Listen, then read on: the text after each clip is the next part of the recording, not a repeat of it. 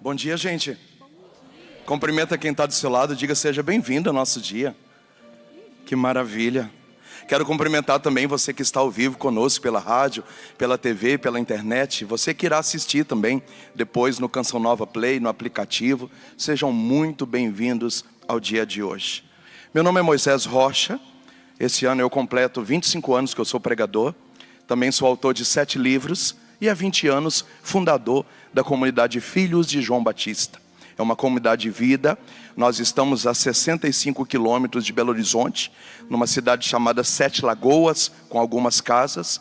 E crescemos mais 100 quilômetros para frente, na cidade de Curvelo, que já é diocese de Diamantina, com mais algumas casas dentro de uma fazenda, onde nós trabalhamos com dependentes químicos. Também sou casado, tenho 2 filhas, e é uma alegria muito grande estar aqui. Eu estive pregando no mês de maio, e já volto hoje, no dia de Padre Pio, para esse dia tão especial. Estarei pregando agora e também na parte da tarde sobre a palavra de Deus em nossas vidas. Abre comigo a sua Bíblia, por favor. Segunda carta de São Pedro, capítulo 1, versículo 16. Você que está em casa, que também pode pegar. Segunda carta de São Pedro, capítulo 1, versículo 16. De fato, quando vos anunciamos o poder e a vinda de nosso Senhor Jesus Cristo, não nos guiávamos por fábulas engenhosas, mas tínhamos sido testemunhas de a sua grandeza. Quando ele recebeu de Deus Pai a honra e a glória, por uma voz que lhe chegou da sublime majestade: este é o meu filho querido, o meu predileto. Essa voz vinda do céu, nós a ouvimos quando estávamos com ele na montanha santa. Com isso, confirma-se para nós a mensagem das profecias: e vós fareis bem em dar-lhes atenção, como uma lâmpada que brilha na escuridão, até que amanheça o dia e o astro matinal amanheça em vossas mentes.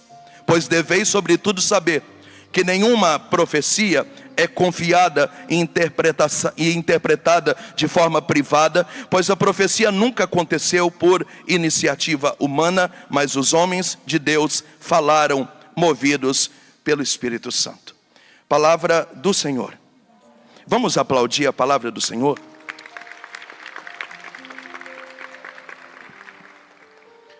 E que maravilha no discurso do bom pastor Jesus dizer que as ovelhas reconhecem a voz do pastor.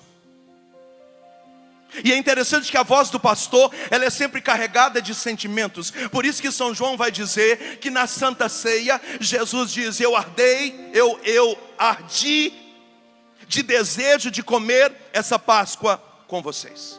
E depois São João vai dizer: tendo amado os seus, os amou até o fim. Portanto, o coração do pastor é carregado de sentimento. E quando o pastor fala, a ovelha reconhece a voz do pastor justamente por isso, porque é um elo emocional, afetivo e espiritual ao mesmo tempo.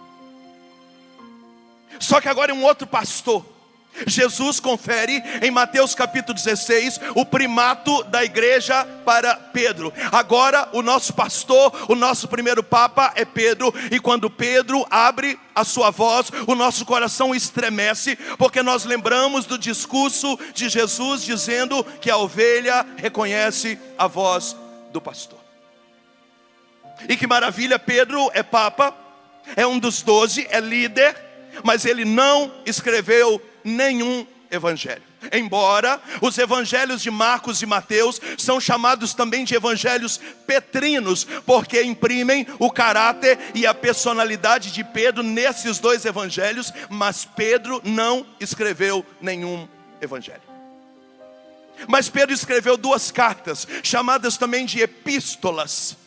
É a primeira carta de São Pedro, composta de 5 capítulos, e a segunda carta de São Pedro, composta de 3 capítulos. Essas cartas ou epístolas são chamadas pelos exegetas de cartas católicas. Por quê? Elas foram escritas mais ou menos no ano de 60, 65, e 2 anos depois Pedro vai ser crucificado em Roma de cabeça para baixo, ao dizer: eu quero que seja de cabeça para baixo, porque igual ao mestre eu não sou digno. Portanto, por que essas cartas são chamadas de cartas católicas? Primeiro, é o Papa Pedro que está deixando um legado. Poucos anos antes da sua morte, é como se fosse um testamento petrino para a igreja. Eu acredito que Pedro já deve estar preso em Roma, ele já sabe que vai morrer, então essas cartas estão carregadas de sentimento, é o sentimento do bom pastor. E ele começa a ensinar para a igreja coisas básicas da fé, como que um testamento para a igreja pastoral. E neste momento agora, que é o texto que me pediram para pregar, ele vai fazer um discurso sobre a importância das Sagradas Escrituras, aquilo que nós vamos conhecer hoje como Bíblia. E ele começa o discurso dizendo assim: irmãos, eu sei que às vezes vocês acham que eu estou meio doido da cabeça, mas aquilo que eu ensinei para vocês, eu não ensinei da minha cabeça, eu não fui seduzido por fábulas, eu não inventei, não, eu sou testemunha ocular. Eu estava na montanha, quando eu vi Jesus transfigurar diante dos meus olhos. João estava também, Tiago estava também, os meus olhos viram ele na montanha se transfigurar diante de nós, e os meus ouvidos ouviram o Pai do céu no meio da nuvem dizer: esse é o meu filho amado, esse é o meu predileto. Portanto, aquilo que eu estou ensinando para vocês em forma de escrita daqui da prisão, eu vi com os meus olhos, eu escutei com os meus ouvidos, e de repente eu entendi que aquilo era o cumprimento das profecias das Escrituras. Eu vi com os meus olhos que aquilo que está escrito funciona, que aquilo que está escrito acontece mesmo. E eu recomendo a vocês agora nessa carta, que vocês tomem as profecias, que vocês tomem as Sagradas Escrituras como uma lâmpada que vai iluminar vocês durante a noite. É interessante que Pedro, que também conhece a lei, ele está repetindo o Salmo 119, porque a palavra é uma lâmpada que ilumina os meus passos. E é bonito porque ele diz assim: vocês precisam pegar a palavra, vocês precisam pegar as Escrituras, vocês precisam se apossar das profecias, porque ela será uma lâmpada que vai iluminar vocês durante a noite, até quando o dia amanhecer e o astro maior, a estrela da manhã virá, e ele então, que é a luz perpétua, ele iluminará aquilo que há de bom e de mal dentro da mente de vocês. O que Pedro está dizendo, que o que vai nos iluminar na escuridão até Jesus voltar, é a palavra de Deus que vai nos dar a direção. Uma salva de palmas para a palavra do Senhor. Pode aplaudir, pode aplaudir. Bate no seu peito e diz: a palavra de Deus, ela rege a minha vida, ela vai me iluminar durante a noite inteira, como uma lâmpada que ilumina os meus passos, até o sol da justiça, até a estrela da manhã, que é Jesus, chegar e decifrar as nossas mentes. O que Pedro está dizendo é que ele é testemunha ocular do poder das Escrituras, das profecias, da palavra. E o desejo dele como Papa é que os irmãos se apliquem a colocar a Escritura no lugar correto do nosso coração. Portanto, o Catecismo da Igreja Católica, no parágrafo 103, diz que a igreja venera as Sagradas Escrituras da mesma forma que venera o corpo de Cristo. Espera aí, deixa eu explicar. Qual é o ponto ápice da Igreja Católica? É a Santa Missa. E quando você sai de casa para ir até a Santa Missa, você vai para um banquete duplo. Na primeira parte da liturgia é a liturgia da palavra. Você escuta a primeira leitura, você escuta o Salmo, você escuta a segunda leitura, você escuta o Evangelho. Depois do creio, você faz as preces em cima da palavra do dia. Portanto, a primeira parte da Santa Missa, você vai à missa para comungar quem? A Bíblia. E é interessante que Santo Agostinho já dizia, santo e doutor da igreja, que na primeira parte da liturgia nós comungamos da palavra. Na primeira parte da missa você comunga da Bíblia, você comunga da palavra viva. E aí eu entendo o Senhor dizendo ao profeta Ezequiel no capítulo 3, ó Ezequiel, come o rolo, pega as escrituras e come. Então Ezequiel tem uma visão, e na visão ele começa a comer os pergaminhos, e ele diz, quando a palavra entrou na minha boca, ela tinha gosto de mel nas minhas salivas. É isso, Santo Agostinho está dizendo que na primeira parte da Santa Missa você come a palavra, você se alimenta da palavra, você se delicia da palavra. Então a primeira parte da missa nós comungamos a palavra.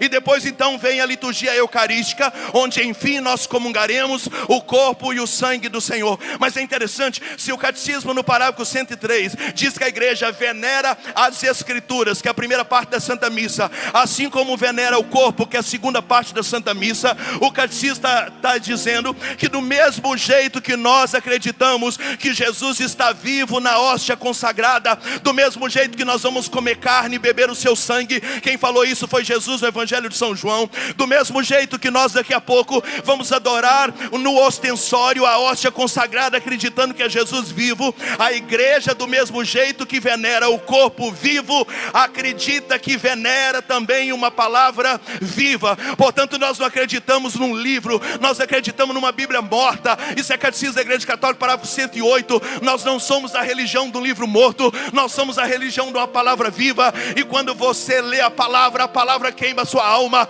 E quando você escuta a palavra, ela queima seus ouvidos. E quando você lê a palavra, ela salta diante dos seus olhos. Porque é o banquete da palavra, é o poder da palavra. A palavra cura, a palavra liberta, a palavra viva, a palavra queima, a palavra agita, a palavra direciona. Pode aplaudir a palavra de Deus, a palavra de Deus, a palavra de Deus. Essa é a nossa fé católica. E que alegria, hoje nós celebramos São Pio de Pietrelcina, ou Padre Pio. Na parte da tarde colocarei esse assunto dentro da pregação. Mas que alegria a igreja dizer: ah, porque eu fui à missa, mas o padre fala muito. Ah, porque eu fui à missa, mas a homilia demorou demais. Aquele padre não parava de falar. Você não vai à missa só por causa do banquete do corpo. Você vai à missa para o banquete da palavra e depois o banquete do corpo. E a igreja diz que venera o corpo de Cristo vivo da mesma forma que venera a palavra viva. São dois alimentos, dois banquetes na mesma liturgia, que é a liturgia da Santa Missa. Então essa paixão da igreja com a Bíblia me deixa louco. E é por isso que, como pregador, eu me sinto desconfortável quando alguém chega para mim e fala: me mostra isso aí na Bíblia aí, ó. Isso aí que a igreja católica fala, me mostra na Bíblia aí. Eu me sinto desconfortável, porque fica parecendo que a igreja ensina para os seus filhos alguma coisa que não esteja na Bíblia. E que beleza, Santo Agostinho, doutor da igreja, dizia: nós sabemos muito bem que o tripé da fé católica é a sagrada tradição, o sagrado magistério e a sagrada escritura, a Bíblia. Portanto, a Bíblia é uma haste de um tripé doutrinal. Santo Agostinho dizia assim: a igreja é mãe, a igreja é mestra. Se a igreja me ensinasse qualquer coisa que não estivesse na Bíblia, eu acreditaria, porque eu prefiro errar com a igreja do que acertar sozinho. Pode aplaudir? Pode aplaudir? Só tem um detalhe, me pergunta qual é? Você não me perguntou, como é que você quer a resposta? Só tem um detalhe, me pergunta qual é? O catecismo da igreja diz que a igreja não ensina nada que não esteja na Bíblia, porque a Sagrada Escritura é o centro de tudo aquilo que vive a igreja católica. Pode aplaudir de novo. Não faz parte da pregação, mas você entendeu o que é amor à igreja? Se a igreja falar que sim, ainda que não esteja escrito em lugar nenhum, é sim. Santo Agostinho falou. Mas a igreja não fala nada que não possa ser dito na Bíblia. Porque precisa? Não. para valorizar a palavra viva. Você quer saber sobre céu? Está na Bíblia. Sobre inferno? Está na Bíblia. Sobre purgatório? Está na Bíblia. Sobre morte? Está na Bíblia. Sobre parto? Está na Bíblia. Sobre julgamento final? Está na Bíblia. Quer saber sobre pecado? Está na Bíblia. Sobre condenação? Está na Bíblia. Quer saber por que existe procissão? Está na Bíblia. Por que tem que dar esmola? Está na Bíblia. Quer saber sobre jejum? Está na Bíblia. Quer saber sobre penitência? Está na Bíblia. Por onde saiu o Pai Nosso? Está na Bíblia. De onde saiu a Ave Maria? Está na Bíblia. Quer conhecer o mundo angélico? Está na Bíblia. Quer conhecer a patrística? Está na Bíblia. Quer conhecer a mística? Está na Bíblia. Você quer saber sobre o que? Sobre dinheiro? Na Bíblia trata. Sobre prosperidade? A Bíblia também trata. Quer saber sobre fazer negócios? A Bíblia também trata. Quer saber como fazer uma sociedade na sua empresa? A Bíblia trata de sociedade. Quer saber sobre construção civil? A Bíblia trata. Quer saber sobre comprar uma fazenda? A Bíblia trata sobre medida e topografia de comprar fazenda. A Bíblia trata sobre tudo. Qualquer coisa que você me perguntar, que você tem uma dúvida, Moisés, pode dormir de cabeça para baixo? Se essa for sua dúvida, a gente encontra na Bíblia alguma coisa que vai dizer se pode dormir de cabeça para baixo. Só para dizer que a igreja poderia muito bem, como diz Santo Agostinho, doutor da igreja, inteligentíssimo.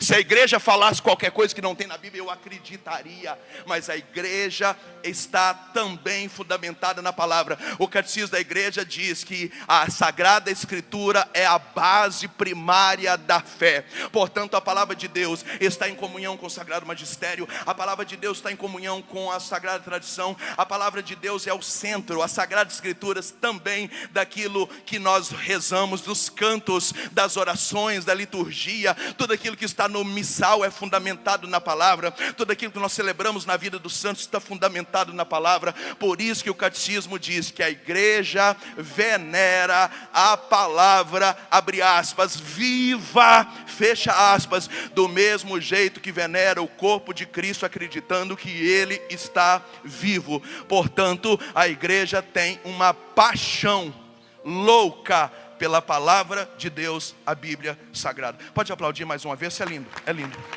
é lindo. Então você acabou de descobrir que como filho da igreja, nós precisávamos ser amantes da Bíblia. E aí nós estamos em setembro, no mês da Bíblia. Por isso que a temática hoje é essa. Nós estamos quase encerrando o mês de setembro.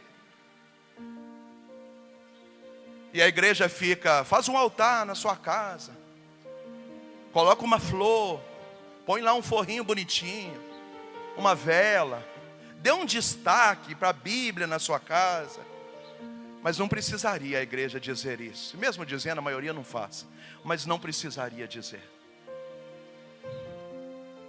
E aí eu tenho inveja quando o menino judeu aos 12 anos vai entrar no templo e ele tem a lei decorada dentro da sua cabeça. Às vezes os nossos filhos com 12, 13, 14 anos não sabem rezar uma Ave Maria. O judeu com 12 anos ele vai entrar na sinagoga e ele tem a Torá, o livro da lei, Gênesis, Levítico, Número, Deuteronômio decorado dentro da sua cabeça. O menino com 12 anos já sabe o que pode ou não pode. A idade da razão começa, a lei está dentro dele. Nós devíamos ter a Bíblia dentro de casa para venerar, assim como o corpo de Cristo. Já que nós não podemos ter oratório particular, ninguém pode ter sacrário dentro de casa.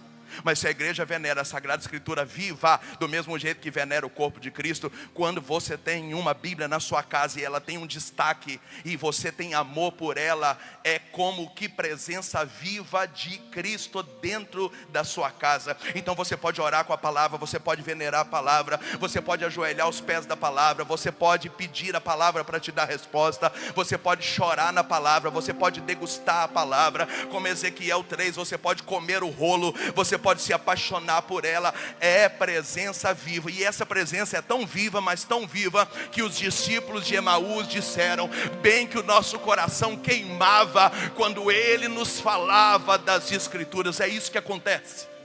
Quando alguém fala da palavra, o nosso coração queima. Quando a gente escuta da palavra, a nossa alma sacode. Isso é maravilhoso, é maravilhoso, é maravilhoso. E a minha tristeza é essa. Nesses 25 anos pregando, você chega nos lugares e fala: abre sua Bíblia para mim. Nem 10% do público. Às vezes um público de 5.000 pessoas, não tem 200 que levou uma Bíblia. Como é que a gente compra um celular de 2, 3, 4 mil reais? A gente não consegue adquirir uma Bíblia que não custa nem 50, 60. Então, muito mais do que setembro, colocar uma vela, um forro, um jarro de flor, seria dizer: a Bíblia mora na minha casa, Jesus está vivo e mora na minha casa. No documento Amores Letícia, pós-sino da família, o Papa Francisco disse que toda noite o pai de família, ao invés de chegar, ligar a televisão para assistir o jornal ou o futebol, ele deveria tomar um banho, sentar na ponta da mesa como sacerdote da casa e deveria ler trechos da Bíblia, explicar o Evangelho para os seus filhos, para as suas crianças. Porque se nós ensinássemos os nossos filhos a palavra, assim como o judeu ensina para o seu filho, na adolescência eles não davam tanto trabalho, porque eles cresceram escutando a palavra, e a própria palavra mostra o que é certo e o que é errado. São João capítulo 1 diz que a palavra liberta, e nesse poder de libertação, ela mostra para o ser humano aquilo que é certo, aquilo que é errado. Se os nossos filhos soubéssemos a palavra, nós não precisávamos nem ficar vigiando, porque eles teriam temor à palavra, assim como temos temor ao Santíssimo Sacramento. Então eu estou convidando você em nome de Jesus, coloque a palavra para reger a sua casa. Coloca, gasta tempo, adquire uma Bíblia. Moisés, mas eu não entendo nada. Gente, a palavra de Deus é como um namoro. Você conhece a pessoa, você acha bonita, mas não conhece. Aí você começa a namorar todo sábado. Aí você começa a namorar segunda e sábado. Aí começa a namorar segunda, quarta e sábado. Aí começa a namorar segunda, quarta, sábado e domingo na hora do almoço. Aí chega um momento que você quer ver todo dia. E depois que você quer ver todo dia, passou 1 ano, 2, 3, você conhece o cheiro da pessoa. Você sabe se ela tomou banho ou não. Você conhece os passos da pessoa, porque você construiu laços de intimidade. A Bíblia é a mesma coisa. Você abre e não entende nada. Abre 2 vezes, não entende nada. Abre 3 vezes, não entende nada.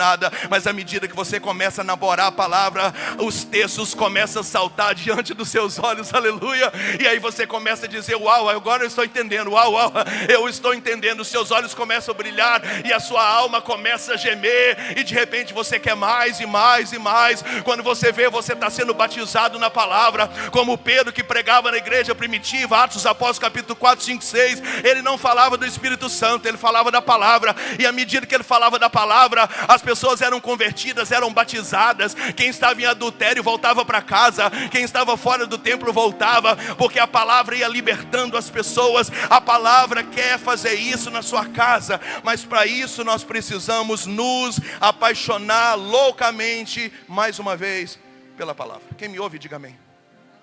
Fala para quem está do seu lado: vamos, filho, vamos.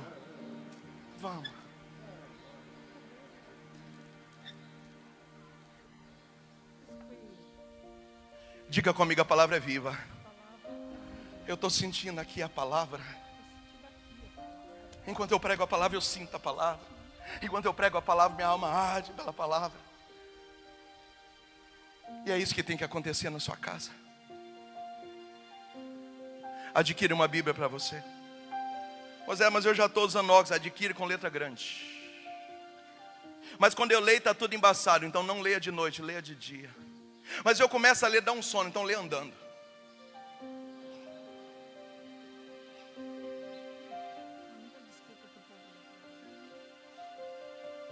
Moisés, mas eu estou naquela fase que eu ainda não estou entendendo nada. Hoje ficou fácil. Hoje tem liturgia diária e evangelho do dia, explicado por N padres diferentes. No estilo que você gosta, do jeito que você gosta, naquilo que você se identifica. Quando eu comecei a pregar, não tinha celular, não tinha internet. Eu ia para a barbearia de um amigo meu, para ligar aqueles rádios de caixa de abelha, para assistir o grupo de oração na Canção Nova, 3 horas da tarde, pelo rádio, chiando. Você nem sabia quem estava falando. Você viajava 11 horas para chegar no lugar pregar e ficava doido para chegar lá para pedir o telefone da pessoa, que nem era sem fio ainda, era telefone de fio, para dar notícia em casa, o orelhão, que tinha chegado bem, que estava tudo certo. Se você quisesse entender a palavra, você tinha que entrar para o quarto e estudar a palavra. Hoje não, hoje você vai no Google e fala, quero saber onde que está escrito que Judas suicidou. Já aparece lá o texto, você fala, nossa, eu descobri. Descobriu porque o Google te contou.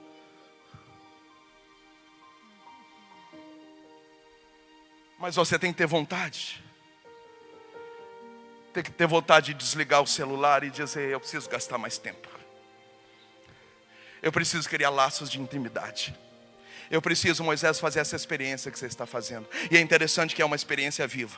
Volto a dizer, os discípulos de Emaús diziam, o nosso coração queimava quando ele nos ensinava as Escrituras. Esses dias alguém veio me testemunhar, Moisés, meu marido, bruto, numa ignorância, chegava em casa, abria cerveja, ligava o futebol, e eu lá no YouTube, na cozinha, com as suas pregações. De repente eu percebia que meu marido colocava um mute, porque alguma coisa lá da cozinha estava chamando a atenção. Ele colocava no mudo, porque alguma frase machucou a alma dele. E aí eu comecei a escutar de novo. Quando eu via, ele estava fingindo de bobo e vinha na cozinha tomar uma água. Quem que é esse cara aí, que está gritando aí na minha casa? E a mulher chegou e falou, está aqui o meu marido. Começou a escutar a pregação da palavra na cozinha. Pediu para confessar, voltou para a igreja, está aí na missa. Agora a gente conversa, mas eu não estava falando de bebida, eu não estava falando de futebol. Eu estava falando da palavra, mas a palavra mexeu com o coração daquele homem. A palavra vibrava com o coração daquele homem. Eu já vivi essas experiências quando você vai pregar num evento na praça pública. Às vezes você chega no lugar, o padre montou na praça da igreja uma estrutura de palco. E aí aquela praça enche de gente sertanejo rolando lá e o povo dançando funk, gente bebendo e jogando sinuca e a gente pregando a palavra. Mas a palavra não está falando de bebida, não está falando de bar. A palavra está falando de Jesus Cristo. E você vai pregando, e vai pregando, e vai pregando, e vai pregando. De repente o som do bar abaixa. De repente o povo da sinuca vem para a porta para ver quem está gritando. E você falando da palavra, da palavra, da palavra. Quando termina a palavra e começa a orar, aparece o rapaz embriagado dizendo, ô missionário, é padre ou é missionário? Não, é missionário. Oh, desculpa, padre. Oh, perdão, missionário. Oh, é padre ou não é nada? Ele não sabe de nada que está acontecendo. Mas ele chega e fala, enquanto você falava ali, eu falei, é isso mesmo que ele está falando. Eu preciso parar de beber, mas eu não falei para ele parar de beber. Mas a palavra estava ecoando naquela praça. E quando ela ecoa na praça, ela entra nos presídios, ela entra no hospital. E a palavra vai curando por si só. E a palavra vai libertando. Você não precisa falar da vida daquela pessoa, nem do pecado dela. Você precisa falar da palavra. E quando a palavra vai sendo anunciada, ela vai curando, ela vai libertando, ela vai restaurando. Pode aplaudir, é isso que a palavra é isso que a palavra é.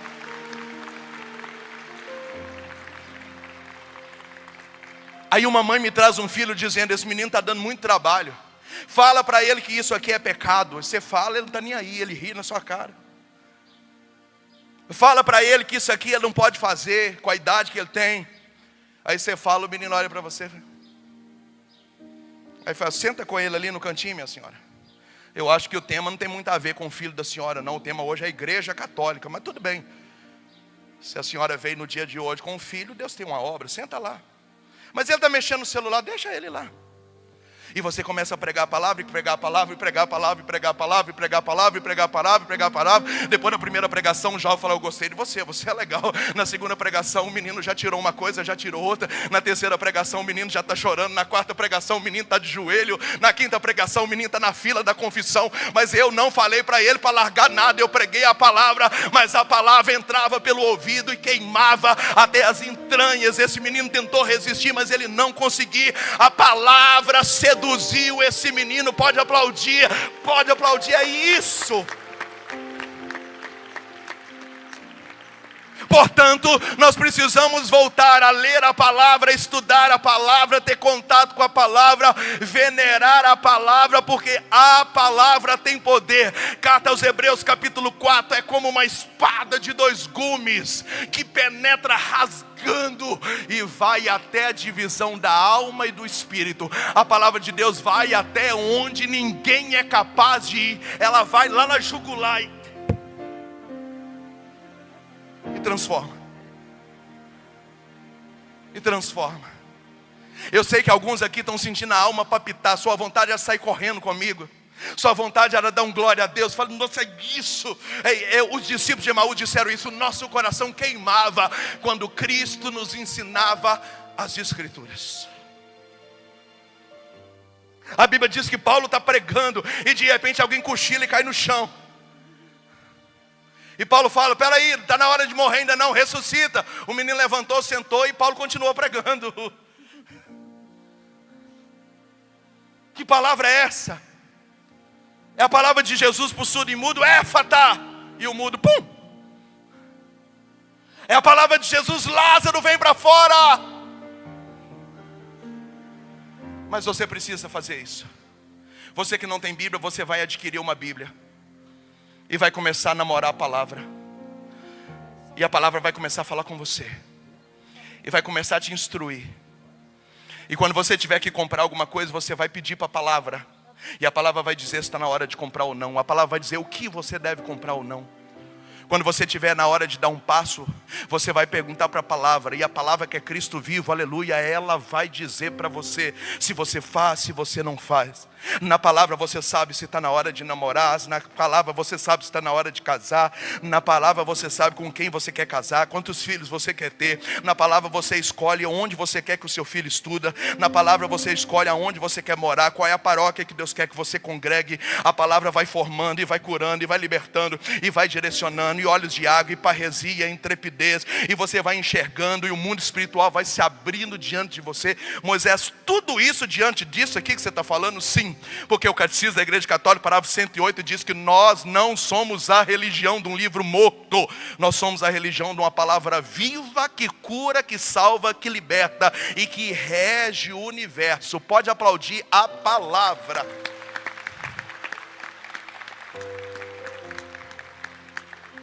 Bate no seu peito e diga, nesse mês de setembro, mês da Bíblia, quase terminando, pela intercessão de São Pio, eu quero me apaixonar pela palavra de Deus. Eu, Moisés, fala o seu nome. Eu quero me apaixonar pelo poder da palavra de Deus. Quem crê nisso, dá um glória a Deus, maravilhoso. Mesmo com a máscara, me dá um sorriso aí. Quem crê nisso, dá um sorriso. Quem crê nisso, vai e aplaude, dá um sorriso e aplaude.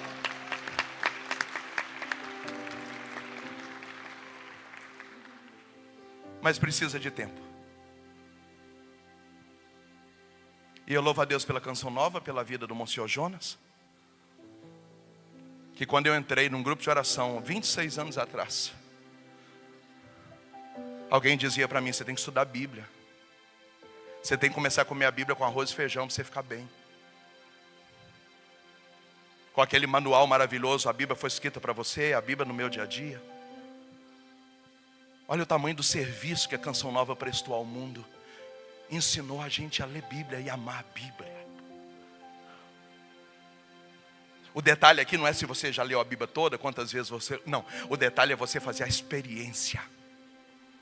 Eu errei muito pouco na minha vida nesses anos todos, porque eu aprendi desde a minha juventude que eu precisava buscar as respostas na palavra.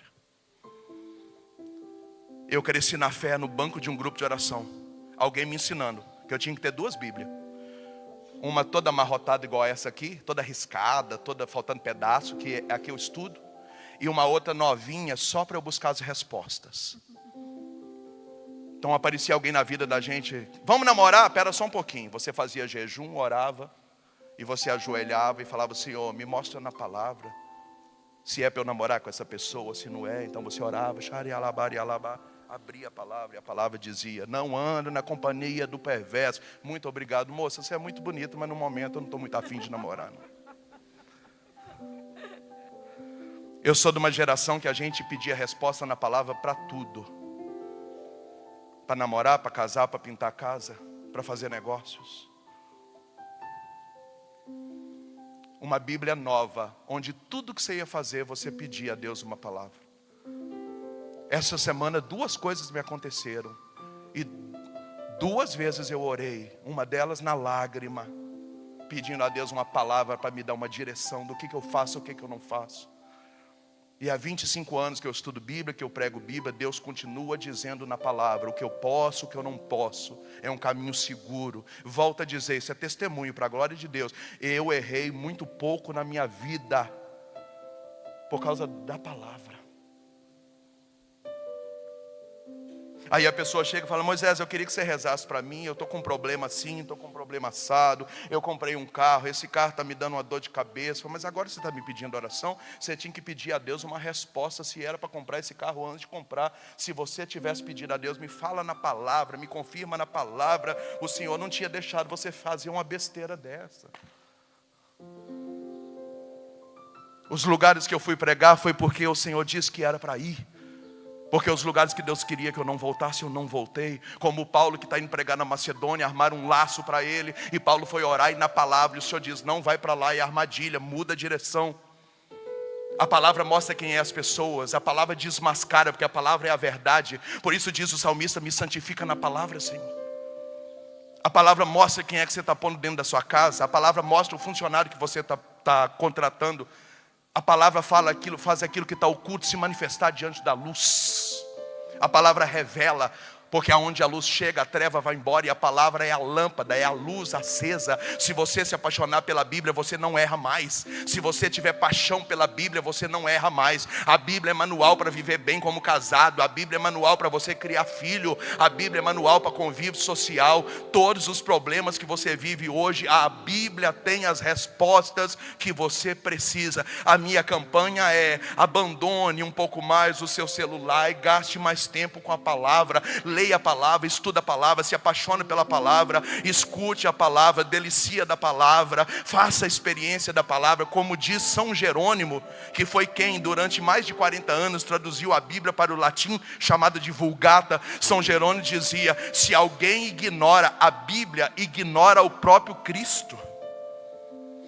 Porque se a Bíblia é Cristo vivo, é o verbo encarnado, é o haja, é o faça-se, é vivo. E a igreja venera a Bíblia viva como Cristo vivo, no corpo e no sangue.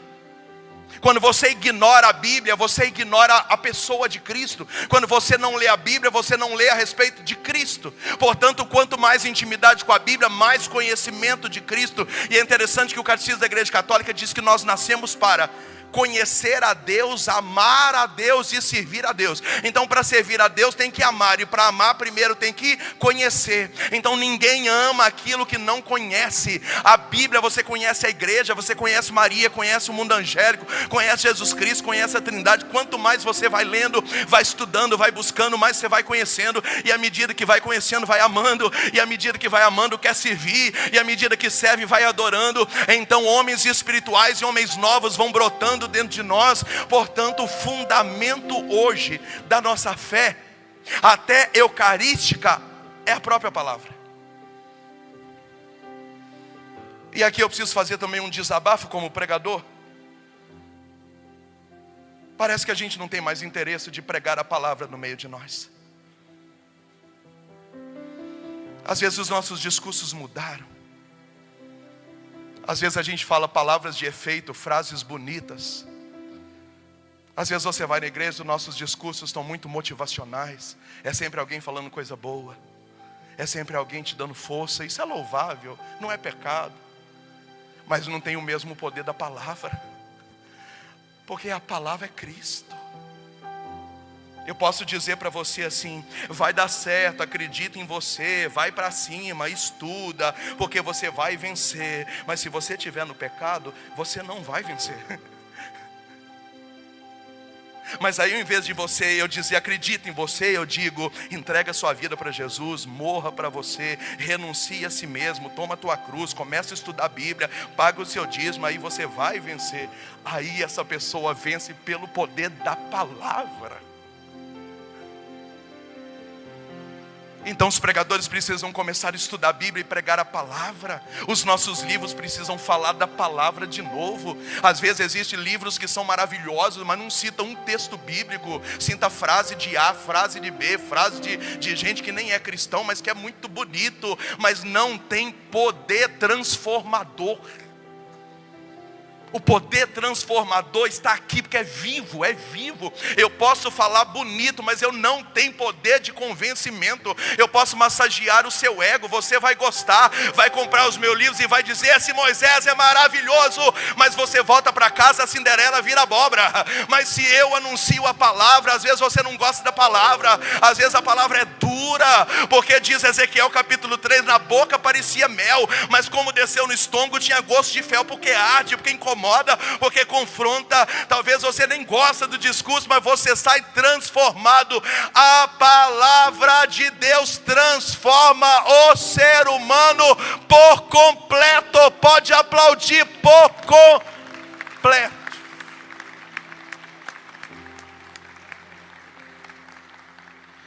Meu tempo acabou, nós vamos adorar Jesus. Mas nessa primeira pregação eu queria que seu coração ficasse inflamado. Eu queria que você falasse: eu estou doido para ir embora logo, para eu já começar a estudar a palavra. Eu estou doido para chegar na minha casa hoje e de repente alguém vai dizer: você está com insônia? Não, eu coloquei o relógio para despertar porque eu queria a palavra.